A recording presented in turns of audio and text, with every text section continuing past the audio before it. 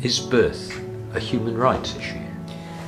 Birth is absolutely a human rights issue. It's one of the major events in a woman's life.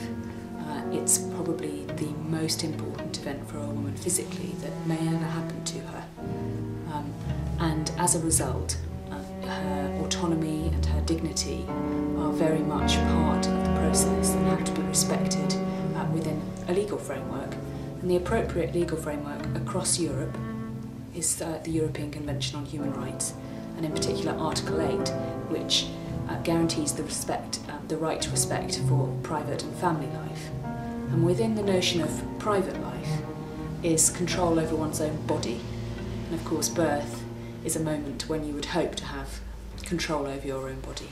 And so Article 8 is meant to guarantee across all of Europe the right for women to control their own bodies during the birth process. And there has been a case from the European Court of Human Rights concerning a Hungarian mother who said that she didn't have the right to choose where she wanted to give birth. She wanted to give birth at home, and she wasn't enabled to do that by Hungarian regulations.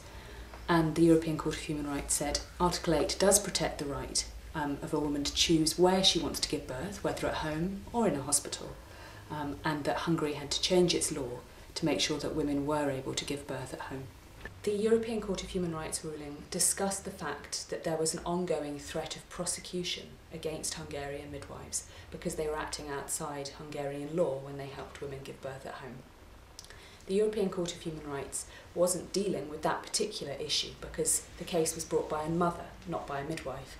But the very clear implication and the logic of the decision is that the prosecution of midwives in Hungary for assisting women to give birth at home violates the European Convention on Human Rights. That was the very clear implication of the decision. And I would expect that if a case were taken to the European Court of Human Rights about the prosecution of midwives for making sure that women gave birth at home, which, as the court said, is one of their fundamental human rights, I'm sure that that case would be successful. When I've put it to Hungarian doctors, to Hungarian obstetricians, that birth is a human rights issue, they say that is a ridiculous point of view. They say that this is a safety issue. They are there to ensure the safety of mother and child. Human rights don't come into it. The conflation of risk or safety and human rights is mistaken. They are two very separate questions. You have to start from the premise that every woman has a right to control her own body, and that right is most important when she's giving birth, for obvious reasons. That is the premise you start from. You then ask, what does that right mean? What are the practical implications of that? And they are that the woman has the right, whatever the doctors say, to choose where she wishes to give birth and how she wishes to give birth. If the doctors tell her that there is a high risk that harm will result to her baby or harm will result to her, you would hope that the woman would take that seriously and make decisions appropriately. But the woman has the right to control her body. It's the notion of consent that runs throughout medical practice. You wouldn't take a man and tell him that he needed to have his leg amputated, and if he said, I don't want to have my leg amputated, you say, well, I'm sorry, but we've said you must, and you'd chop it off, would you? You wouldn't do that to a man. So why would you do it to a woman? A woman has the right to choose how she gives birth. She also should, one would hope, listen to medical advice, but ultimately the decision always rests with the woman, not with the doctors. If a woman doesn't wish to take clinical advice and is told that she risks the safety of her baby, on the whole, what the legal answer must be that the child doesn't have any rights independent of its mother until it is born. Its mother must decide what is best for her and for her baby until the baby is a separate entity. Under the new Hungarian constitution, there is a clear and rather controversial paragraph which says that life must be protected from the moment of conception. Does that change anything that you have said? When there are two rights in conflict with one another, say, for example, in an extreme case, the rights of the mother and the rights of the child, you would have to balance them. Now, you would hope that that only ever happened very, very rarely, and that if those rights did come into conflict, that there was an appropriate balance that could be struck.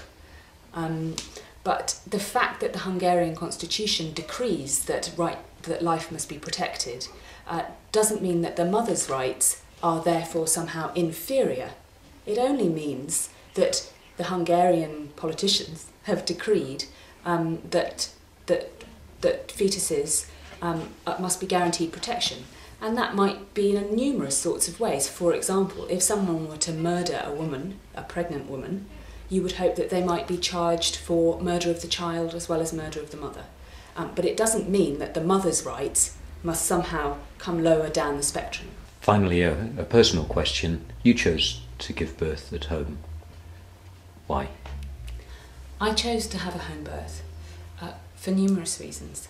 But I suppose if I were to summarise, it was because I believed, after doing a great deal of research, and I'm a lawyer, so I do know how to do research, and having read numerous medical articles and numerous statistical analyses, I believed that the most important question, whether or not it was safe at hospital or at home, was answered by those pieces of research, and showed that there was no difference in safety between home and hospital for a woman of low risk, such as myself.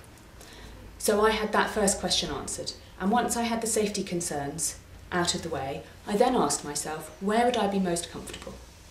Well, the obvious answer to that is at home. Of course I would be more comfortable giving birth at home than in hospital, because hospital is a place with bright lights, loud voices, people telling you what to do.